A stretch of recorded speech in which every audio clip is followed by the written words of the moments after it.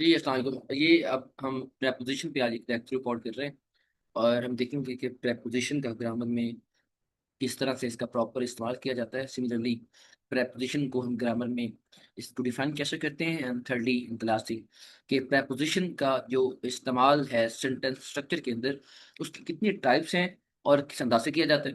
तो हम बात करते हैं वन बाय वन, स्टार्ट करते हैं अपना लेक्चर आज का प्रेपोजिशन पे। बात करते हैं जी, सबसे पहले हम यहाँ से बात शुरू करते हैं। ये हम बात करने लगे हैं three different role and function of preposition. बुनियादी तौर पे जब हम अपने बेसिक लेवल पे प्रेपोजिशन पढ़ते हैं तो वो हमारे पास सिर्फ एक ही होता है कि जब कभी किसी नाउन को प्रोनाउन के साथ या प्रोनाउन को नाउन के साथ कोई जो चीज़ ब्रिज करती है या कनेक्ट करती है वो प्रेपोजिशन होती है। लेकिन आज हम इसके साथ साथ दो और भी इसकी डेफिनेशंस देखेंगे या इसके फंक्शन देखेंगे कि वो भी प्रेपोजिशन अदा करती है और कैसे अदा करती है, उसकी बात करते हैं। सबसे पहले इसका जो बेसिक पर्पज जिसकी भी हम बात कर रहे थे उस पर बात कर लेते हैं। बेसिक इसका जो एक प्रेपोजिशन का रोल होता है सेंटेंस के अंदर, तो बिल्कुल ठीक कहा हमने कि वो दो नाउन के दरमियान में या एक तरफ नाउन होगा एक तरफ प्रोनाउन होगा या दोनों तरफ प्रोनाउन होंगे, उनके दरमियान में जो उनको आपस में रिलेट करेगी, उनके दरमियान में जो एक रिलेशनशिप बिल्ड होगा, जो बिल्ड करने वाला मीन होगा, जरिया होगा, सोर्स होगा, वो प्रेपोजिशन होगा। अच्छा, इस हवाले से प्रेपोजिशन चार डिफरेंट जो है वो रोल या रिलेशनशिप डिफाइन करती है। मतलब एक में ये दो नाउन के दरमियान में उसकी पोजीशन का डिसीजन कर रही होगी, या उसके बारे में हमें इंफॉर्मेशन दे रही होगी, या दो नाउन्स के दरमियान में किसी एक की लोकेशन का हमें ये जो है बता रही होगी, या किसी नाउन के बारे में उसका टाइम की हमें इंफॉर्मेशन दे रही होगी, या उसकी डायरेक्शन की इंफॉर्मेशन दे रही होगी। तो ये जो हमारा बेसिक जो हम देखते हैं अपने मैट्रिक लेवल तक प्रपोजिशन को, वो ये होता है। मसलन pen is in my pocket, यहाँ पे जो इन है ये बता रही है कि आपके जो पेन है वो आपकी उसकी जो पोजीशन है वो क्या है कि वो जेब के अंदर लेटा हुआ है या रखा हुआ है। या आगे लोकेशन की बात करते हैं तो आई लिव इन लाहौर, अब जो यहाँ पे इन है ये बता रही है वही सेम प्रेपोजिशन है। पहले में पोजीशन बता रही थी, दूसरे में क्या कर रही है उसकी लोकेशन बता रही है। And third is the time, the class starting in 20 minutes, यहाँ पे जो इन है वो अगेन क्या कर रही है कि एक टाइम की इंफॉर्मेशन दे रही है कि दिस क्लास 20 मिनट में शुरू हो रही है। यहाँ पे जो 20 मिनट्स है और दी क्लास है, ये दो आपस में नाउन है और इनके दरमियान में जो कनेक्शन डेवलप कर रहा है वो कौन कर रहा है, वो इन कर रहा है। आगे चलते हैं, डायरेक्शन किस तरह बताती है। There is something in the sky, यहाँ पे स्काई और देयर ये जो है इन दोनों के दरमियान में जो एक रिलेशनशिप एस्टैब्लिश हो रहा है वो इनकी वजह से हो रहा है। और इन क्या है, ये बेसिकली हम जब अपना हाथ आसमान की तरफ उठा के कहते हैं कि वो देखो आसमान में कुछ है, तो there is something in the sky, तो यहाँ पे जो इन है प्रपोजिशन वो उसका डायरेक्शन डिफाइन कर रही है। अच्छा, ये यहाँ तक तो वो है जो बेसिक चीज जो हम आज तक देखते आए हैं, जिसका हमें बाखूबी इल्म भी होगा प्रेपोजिशन का। लेकिन आज हम कुछ थोड़ा सा हट के बात करते हैं। ये जो प्रेपोजिशन होती है वो as a complement of the intransitive verb के तौर पर इस्तेमाल होती है। सबसे पहले हम ये समझ लें कि ट्रांसिटिव और इंट्रांसिटिव वर्ब्स क्या होते हैं। अच्छा जी, वर्ब के मुख्तलिफ कॉन्टेक्स्ट में मुख्तलिफ टाइप्स होती हैं। राइट नो हम सिर्फ वर्ब की इस कॉन्टेक्स्ट में टाइप अभी देखते हैं कि जब हम देखते हैं कि वर्ब के साथ क्या कंपल्सरी या हर सूरत में जो है वो आप नाउन लगाए ऑब्जेक्ट लगाएंगे या नहीं लगाएंगे। तो इस तरह से वर्ब की दो टाइप्स होती हैं। वर्ब को जब हम इस कॉन्टेक्स्ट में पढ़ते हैं, क्या उसके साथ ऑब्जेक्ट आएगा या नहीं आएगा, उसकी दो टाइप्स होती हैं। अदरवाइज वर्ब की मुख्तलिफ कॉन्टेक्स्ट में मुख्तलिफ टाइप्स होती हैं। उसमें एक होता है कि फॉर्म्स ऑफ वर्ब पढ़ते हैं तो उसमें तीन होते हैं, बल्कि चार भी होते हैं, हम तो चार भी कह सकते हैं। इसी तरह लेकिन जब हम वर्ब को उसके ऑब्जेक्ट के कॉन्टेक्स्ट में देखते हैं तो उसकी दो टाइप्स होती हैं, एक को हम ट्रांसिटिव वर्ब कहते हैं, एक इंट्रांसिटिव वर्ब होता है। अच्छा, ट्रांसिटिव वर्ब्स कौन से होते हैं? जिनके साथ उनका ऑब्जेक्ट लगाना कंपल्सरी होता है। अगर आप ऑब्जेक्ट नहीं लगाते तो सेंटेंस कंप्लीट नहीं होता। अगर आप उसको रीड करते हैं तो आपको फील होता है कि यहाँ पे कोई चीज जो है वो मिसिंग है और वो कंपल्सरी इंफॉर्मेशन है जो कि मिसिंग है। बट जो इंट्रांसिटिव वर्ब्स होते हैं वो होते हैं जिनके साथ किसी किस्म का ऑब्जेक्ट नहीं लगता। अभी हम एक एग्जांपल देख लेते हैं। मसलन आप कहते हैं कि ही कुक्स, ही कुक्स। अब यहाँ पे जो कुक है वो आपके एक ऐसा वर्ब है जो कि ट्रांसिटिव वर्ब है, उसके साथ अगर आप फूड नहीं लगाओगे ना, ही कुक्स द फूड, वो खाना बनाता है। अब ही कुक्स जो है वो क्या पकाता है।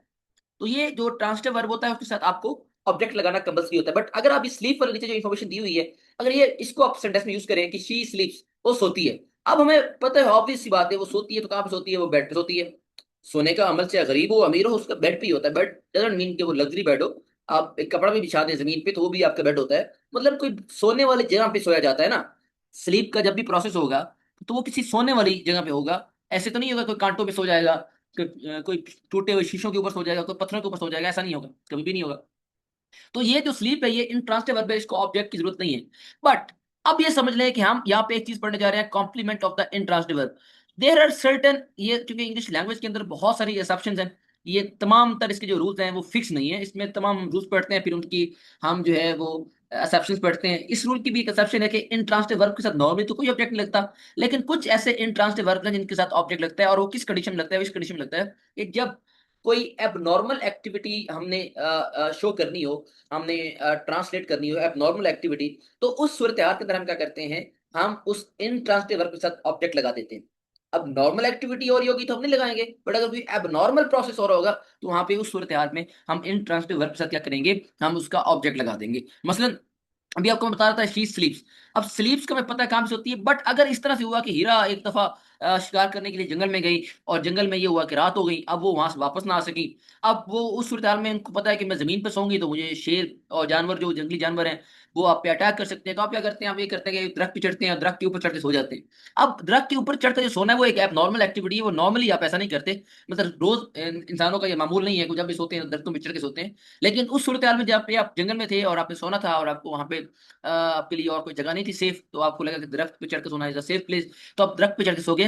अब यहाँ पे हमने जब उसके साथ ऑब्जेक्ट लगाया, तो उस ऑब्जेक्ट को जब हम कनेक्ट करेंगे उसके सब्जेक्ट के साथ, तो हमें प्रेपोजिशन चाहिए होगी, और ये preposition complement of the verb के तौर पर इस्तेमाल होती है, क्योंकि यहाँ पे वर्ब का नेसेसरी ऑब्जेक्ट तो नहीं आना था, हमने जो है एक एक्स्ट्रा इंफॉर्मेशन और जो कि जरूरी थी, क्योंकि एबनॉर्मल एक्टिविटी को हमने बताना था ना।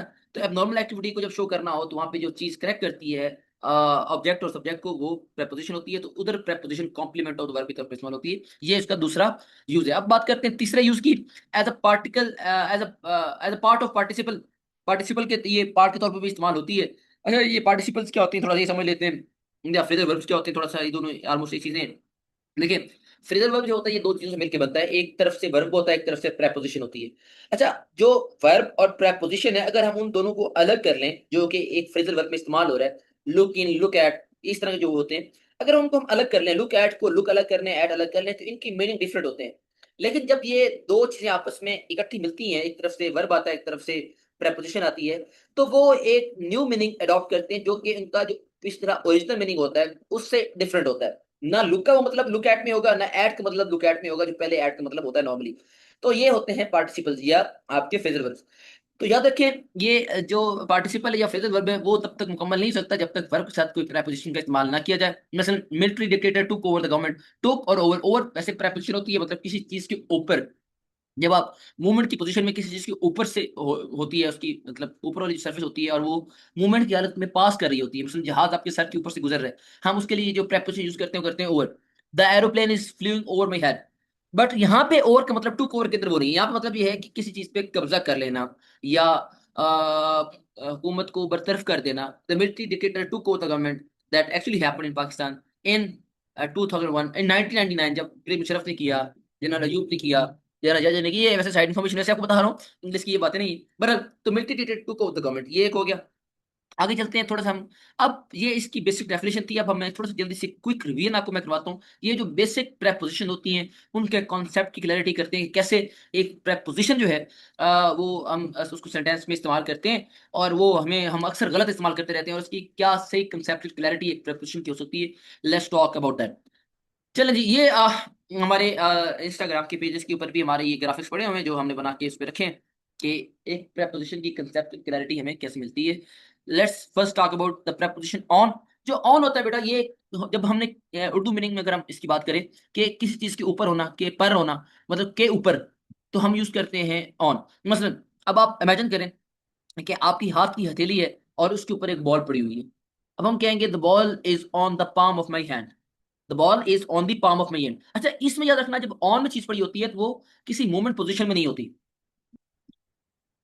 साथ साथ मेरी चाय भी ठंडी हो रही है, let me just take few sips from the tea, और इंशाल्लाह सब करते हैं। The ball is on the palm of my hand. तो जब एक चीज किसी और चीज की सरफेस के ऊपर पड़ी होती है तो वो उसमें किसी मूवमेंट पोजीशन में नहीं होती, बल्कि स्टैग्नेट होती है, हिल नहीं रही होती और बिल्कुल स्टिल होती है। ये होता है ऑन। अब बात करते हैं ओवर। ओवर अगेन मतलब दोनों का सेम है, ओवर और ऑन का, लेकिन फर्क क्या है कि ओवर जो चीज ऊपर जा रही होगी, किसी चीज के ऊपर से गुजर रही होगी, तो वो ऊपर वाली चीज मूवमेंट की पोजीशन में होगी। The sheep jump over the fence, the aeroplane flu over my head, या अबव माई हेड। अच्छा, ओवर और अबव दोनों इस्तेमाल हो सकते हैं एरोप्लेन के लिए, और मैं आपको उस पर कॉन्टेक्ट भी समझा देता हूँ कैसे। पहले आप ये समझ लें कि जब कोई एक चीज किसी दूसरी चीज के ऊपर से गुजर रही होगी, और वो गुजर रही होगी मतलब मूवमेंट की हालत में होगी, ऑब्वियस सी बात है, तो उसके लिए हम यूज करते हैं over. The sheep jump over the fence. अब वो भेड़ खड़ी थी, उसने देखा सामने एक बाड़ लगी हुई है, उसने छलांग लगा के गुजर गई। अब जब फेंस के ऊपर से वो गुजर रही थी, उस मोमेंट को डिस्क्राइब करने के लिए जो मैंने प्रेपोजिशन का सहारा लिया, वो मैंने ओवर का लिया। और एग्जैक्टली उस लम्हे को मैं डिस्क्राइब कर रहा हूँ जब बिल्कुल वो फेंस के ऊपर से गुजरी थी। मैं नीचे, हो सकता है कैमरामैन हो, नीचे लेट के मैं वीडियो बना रहा था, कि जब फेंस के बिल्कुल ऊपर से गुजरी तो मैंने उसको कह दिया the shape is jumping over the fence. ये फेंस के ऊपर से गुजर रही है, छलांग लगा रही है। अच्छा, अब बात करते हैं अबव। अबव और ओवर में क्या फर्क है ये देखिए। अच्छा, अबव और ओवर में फर्क ये होता है कि आपके जो अबव वाली चीज होती है, जो दो, फिर अगेन ओवर की तरह इधर भी दो चीजें होंगी, एक नीचे और एक ऊपर। जो ऊपर वाली चीज होगी उसका जो साइज होगा वो नीचे वाली चीज से साइज उसका बड़ा होगा। मसलन हीरा के सर के ऊपर से अगर जहाज गुजर रहा है, और उस सूरत हाल में हीरा का जो सर है वो मैक्सिमम कितना हो सकता है, उसका जो सर्कमफेरेंस है वो 3 मीटर, 3 मीटर कह रहा हूँ, सॉरी, कुछ 4, 8, 10 सेंटीमीटर होगा, हो सकता है, बस इतना ही हो सकता है। बट जहाज जो आपके सर के ऊपर से गुजरा है वो तो कई मीटर्स में होता है। वो तो 25, 10, 12, बल्कि 12 तो नहीं, 15, 16 मीटर लेंथ होती है एटलीस्ट, एक जहाज की एटलीस्ट होती है मेरे ख्याल में, नाकिस इल्म है इसका मेरा। लेकिन आप अंदाजा लगा सकते हैं कि जहाज का साइज बड़ा होता है एक इंसान के सर के साइज, इतना तो बात कंफर्म है। तो जो चीज ऊपर से गुजर रही है और उसका साइज बड़ा हो, तो उसके लिए जो हम प्रेपोजिशन इस्तेमाल करते हैं वो अबव होती है। The plane flew above my head. ठीक हो गया, ऊपर से गुजर रही है और ऊपर वाली का साइज बड़ा है, नीचे वाली का साइज छोटा है, तो हमने अबव का इस्तेमाल किया।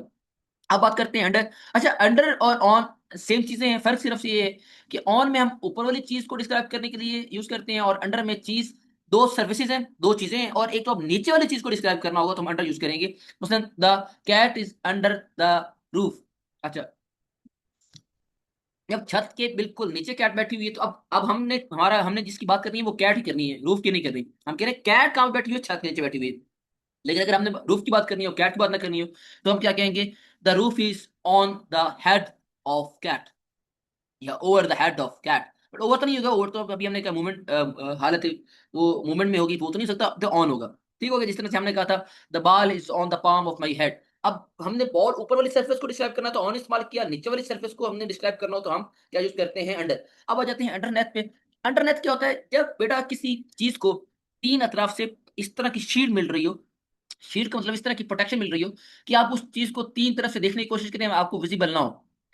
मतलब आप, एक टेबल है, उसकी एक उसकी रूफ है, दो उसकी साइड्स हैं, ठीक है, तो वो तीन अतराफ से आपको चीज नजर नहीं आ रही।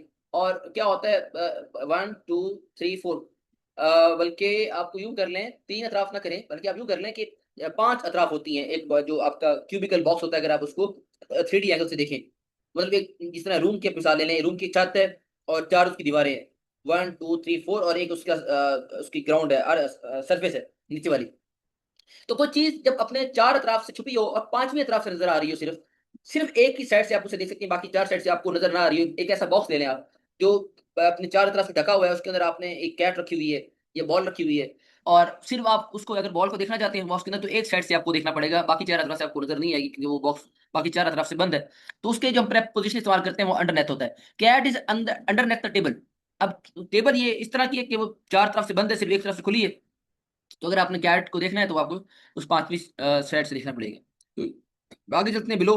अच्छा, अगेन बिलो और अबव का थोड़ा सा आपस में ताल्लुक सेम है। अच्छा, बिलो में ये होता है कि जब हम कहते हैं बी इज बिलो ए। अब जब हमने कहा था ना the aeroplane flu above my head, तो एरोप्लेन हमारा हम डिस्क्राइब करना चाह रहे थे, क्योंकि और हमने कहा था अबव तब इस्तेमाल करते हैं, ऊपर वाली चीज होती है उसका साइज बड़ा होता है, जो नीचे वाली चीज होती है उसका साइज छोटा होता है, ऐसे हो गया। अब अगर हमने ये बात करनी हो कि जहाज के नीचे मैं था, जो जहाज उड़ रहा था उसके नीचे मैं था, अब मैं अपनी बात करने जा रहा हूँ, मैं जहाज की बात नहीं करने जा रहा, तो उसके लिए जो अपने प्रेपोजिशन इस्तेमाल करते हैं वो बिलो करते हैं। मतलब I was below the aeroplane. ठीक है। दूसरा हम ये भी कर सकते हैं कि एक ऐसा प्लैंक लकड़ी का फटा है, उसके नीचे बॉल पड़ी हुई है, तो हम कहते हैं the ball is below the plank, the wooden plank. ठीक है, वुडन प्लैंक। अच्छा, बिटवीन इज अगेन बड़ी मजे की प्रपोजिशन है आपकी, और आपको इसके बारे में थोड़ा सा कुछ नया बताऊंगा, कुछ पुराना आपको पता है। अच्छा, क्या होता है जी, ये between is use for two divisible. जब दो ऐसी चीजें हैं जो कि आपस में डिवाइड हो सकती हैं, मतलब वो आपस में जुड़ी हुई नहीं है, मतलब मेरे हाथ, आप अपने आप, मैं जिस तरह बात कर रहा हूँ, जब ये लेक्चर आप सुने तो उसी वक्त आप अपने आप को इमेजिन करें कि आपके दो हाथ हैं, ठीक है, दो अलग अलग हाथ हैं, आपने ताली बजानी है। अब दो हाथ, अपनी जो हथेलियां हैं वो आपस में जुड़ी हुई नहीं है। आप चाहे तो ताली बजा लें, नहीं तो आप उनको थोड़ा दूर कर लें आपस में। अब जब आपके दो हाथों की हथेली के दरमियान में एक फुटबॉल पड़ा हो, और फुटबॉल की साइड में भी आपका हाथ की हथेली है, दूसरी साइड भी आपके हाथ की हथेली है, हम कहेंगे the football is between the two palms of my hands. मेरे दो हाथों के जो हथेलियां हैं उनके दरमियान में फुटबॉल पड़ा हुआ है। या आप यूं कर लें कि एक साइड पे चेयर पड़ी है, दूसरी साइड पे चेयर पड़ी है, दरमियान में फुटबॉल पड़ी है। The football is lying between the two chairs. दो चेयर्स के दरमियान, दो चेयर आपस में जुड़ी हुई नहीं है, अलग अलग पड़ी हुई है, दरमियान में थोड़ा गैप ही है। लेकिन अगर कोई चीज ऐसी हो जो कि मोर देन टू हो और वो नॉन डिविजिबल हो, कोई ऐसी चीज हो जिसको हम डिवाइड ना कर सकें लेकिन उसके जो पार्ट्स हैं वो मोर देन टू हो, तो उसके लिए भी हम बिटवीन यूज करते हैं, अमंग यूज नहीं करते। नॉर्मली हमें ये बताया जाता है कि अगर मोर देन टू चीजें हो तो उसके लिए हम अमंग इस्तेमाल करते हैं। लेकिन याद रखें, मोर देन टू चीजें हो और वो डिविजिबल ना हो, नॉन डिविजिबल हो, उनको आप डिवाइड ना कर सकें, वो आपस में जुड़ी हो लेकिन मोर देन टू हो, तो उसके लिए अभी हम क्या यूज करते हैं, बिटवीन। मसलन ये आपका रूम की जिस तरह से वॉल्स हैं, ये चारों वॉल्स आपस में जुड़ी होती हैं, किसी न किसी कॉर्नर पे एक दीवार दूसरी दीवार से जुड़ी होती है, फिर अगली दीवार से जुड़ी होती है, इस तरह चारों दीवारें आपस में जुड़ी होती हैं। तो अब ये चार दीवारें दीवारें कितनी है, चार, मोर देन टू, लेकिन आपस में जुड़ी हुई हैं, नॉन डिविजिबल है। तो इस सिचुएशन को डिस्क्राइब करने के लिए भी हम बिटवीन इस्तेमाल करते हैं। मसलन the table is lying between the four walls of a room. पूरा जो मेज है वो इस कमरे की चार दीवारों के दरमियान में पड़ी हुई है। ओके हो गया? मुझे फिर अगेन एक सिप लेने दें।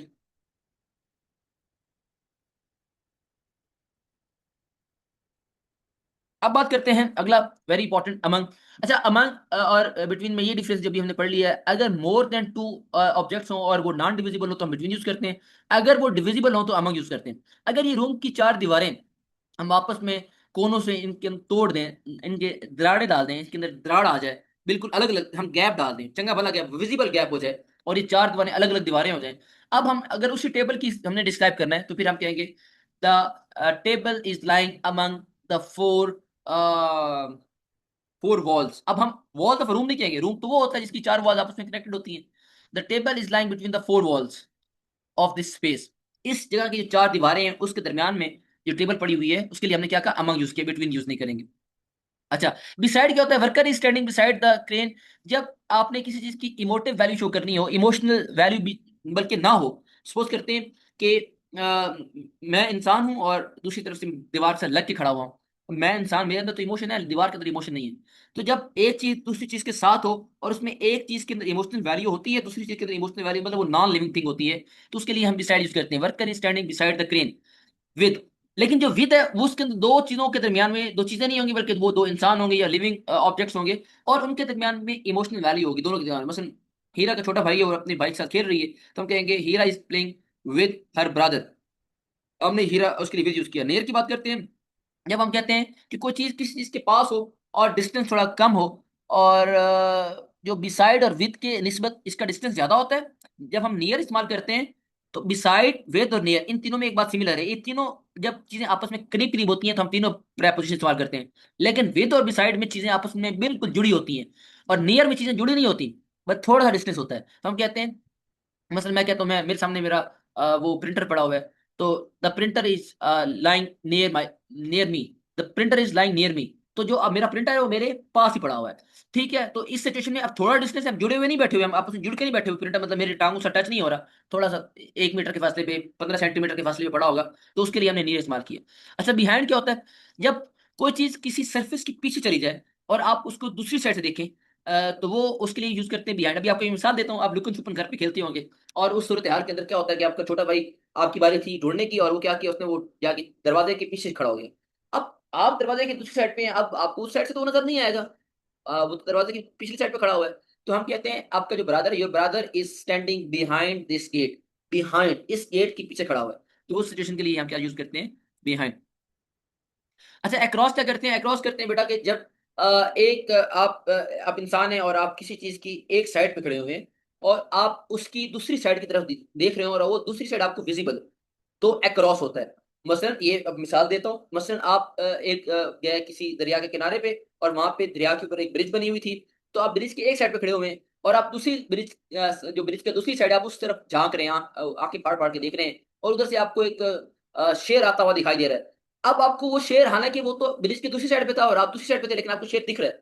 तो ये ऐसी सिचुएशन जब आप साइड किसी चीज के एक साइड पे खड़े हो, एक एंगल पे खड़े हो, और उसके दूसरा एंगल आपको दिख रहा हो, क्लियर दिख रहा हो, तो उसके लिए हम यूज करते हैं अक्रॉस। अब इसी तरह से मसलन आपने ब्रिज के एक साइड पे खड़े थे और दूसरी साइड पे शेर था, तो क्या कहते हैं, the line is across the river. इस रिवर के दूसरी साइड पे लाइन है और एक साइड पे मैं हूं, ठीक है। बियॉन्ड, बियॉन्ड बेटा होता है इसी का ऑपोजिट कर लें, कि अब अगेन बात यही है कि आप एक साइड पे खड़े हैं और दूसरी चीज दूसरी साइड पे है, लेकिन वो आपको नजर नहीं आ रही।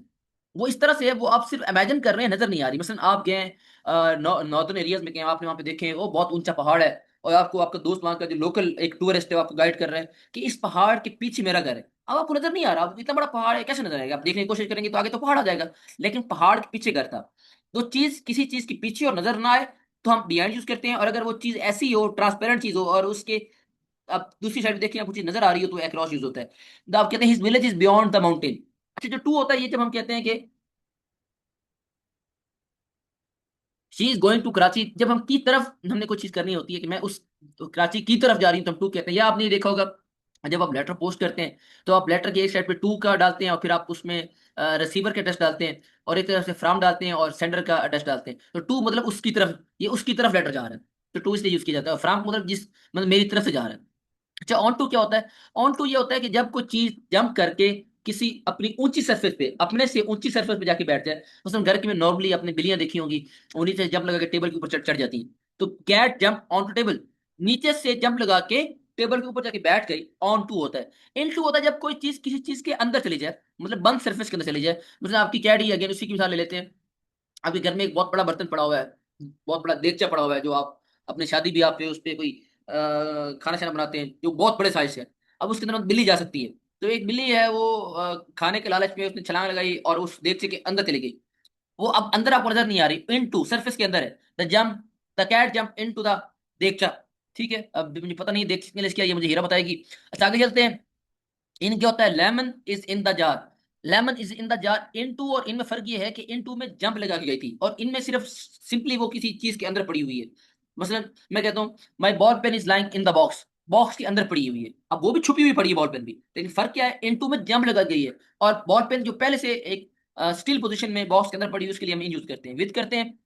जब पहले विद का आपको यूज बताया कि जब दो चीजों के दरमियान में इमोटिव वैल्यू हो, कि मैंने कहा था Hira is playing with her brother, तो उसके लिए यूज करते हैं। अब एक और चीज सुन लें, कि जब आपने कभी इस चीज का इजहार करना हो कि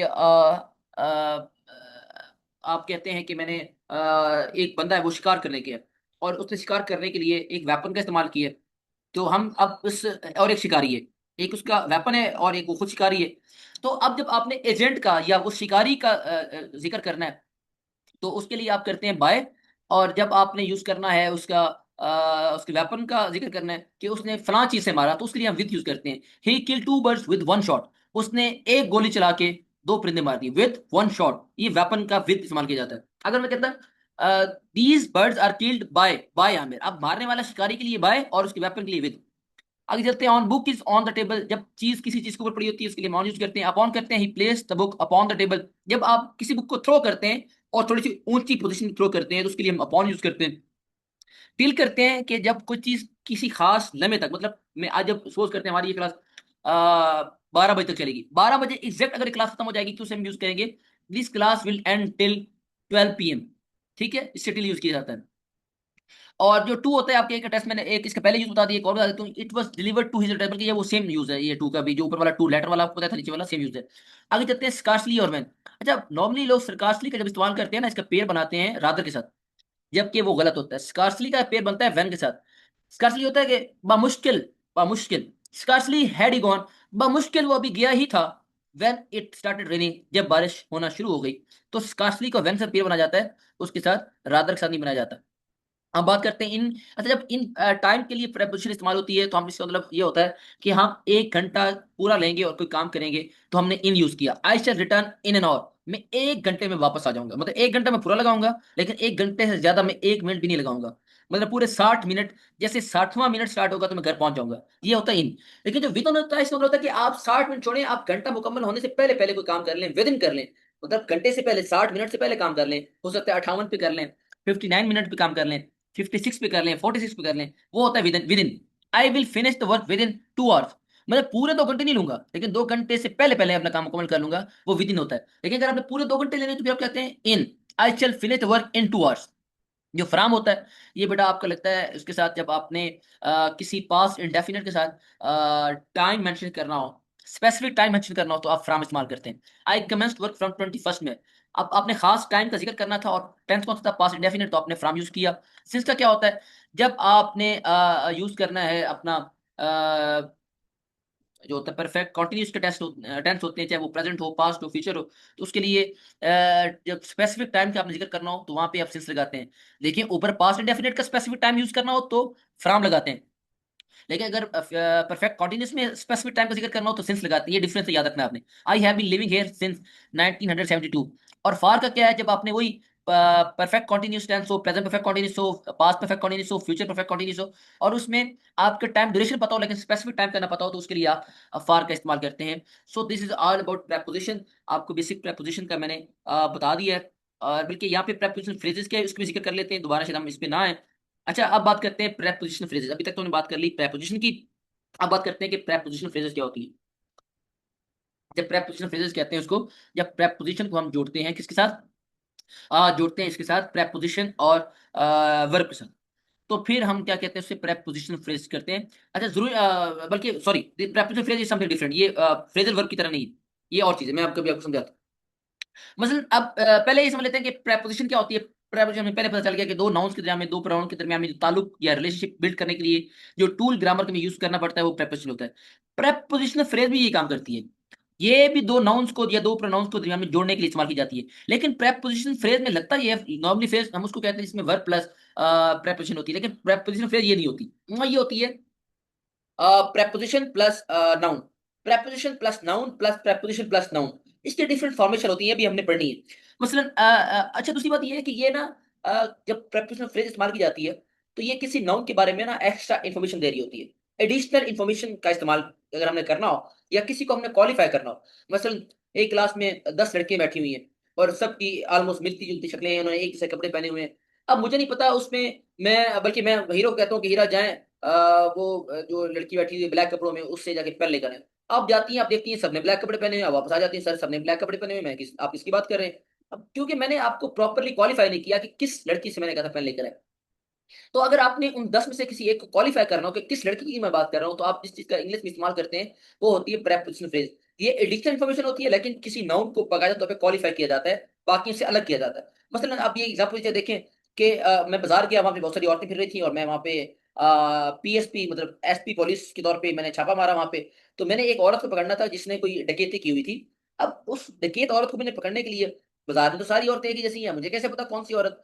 तो मुझे पीछे इंटेलिजेंस ने इन्फॉर्मेशन दी कि सर वो जो बाजार के अंदर वो औरत जिसने रेड कपड़े पहने हुए हैं वो जो है इस वक्त आप उसको पकड़ लें जल्दी से। तो मैंने कहा women in the black dress cot red handed by the police. तो ये इन द ब्लैक जो ड्रेस है ये आपकी प्रेपोजिशनल फ्रेज है, ठीक है। तो इसको हम प्रेपोजिशनल फ्रेज कहते हैं। लेकिन नीचे देखें a glass is on the table, यहाँ पे ऑन द टेबल, ऑन एक प्रेपोजिशन है, द टेबल क्या है, नाउन है। तो क्या इसको प्रेपोजिशन फ्रेज कहेंगे, नहीं कहेंगे। प्रेपोजिशन फ्रेज कभी भी इस तरह से नहीं होती कि जिसपे सेंटेंस कंप्लीट हो रहा हो, उस सेंटेंस के बीच में आता है एडिशनल पार्ट होता है। मतलब अगर आप इन द ब्लैक ड्रेस काट भी देंगे तो सेंटेंस मुकम्मल होगा। मतलब a woman cot red handed by the police, sentence मुकम्मल है। लेकिन अगर हम ऑन द टेबल काट दें, क्या सेंटेंस मुकम्मल है, glass is on, glass is. तो ये प्रेपोजिशन फ्रेज नहीं है। प्रेपोजिशन फ्रेज एडिशनल पार्ट होती है, एक्स्ट्रा पार्ट होती है, किसी नाउन को प्रोनाउन को क्वालिफाई कर रही होती है। अच्छा ये जो आपके आपने पढ़ा ये इसे कहते हैं फॉर्मेशन वन। इसके तीन फॉर्मेशन होती है बेटा। पहले फॉर्मेशन के अंदर क्या होता है, preposition plus noun, women in the black dress got raided. Formation two होती है, एक तरफ प्रेपोजिशन होगी, बीच में नाउन होगा, फिर प्रेपोजिशन होगी। The enemy attack in the darkness, in preposition, the darkness noun है और ऑफ क्या प्रेपोजिशन है। तो ये इसकी फॉर्मेशन टू होती है। फॉर्मेशन थ्री ये होती है preposition plus noun plus preposition plus noun. The man in the back of the car was murder.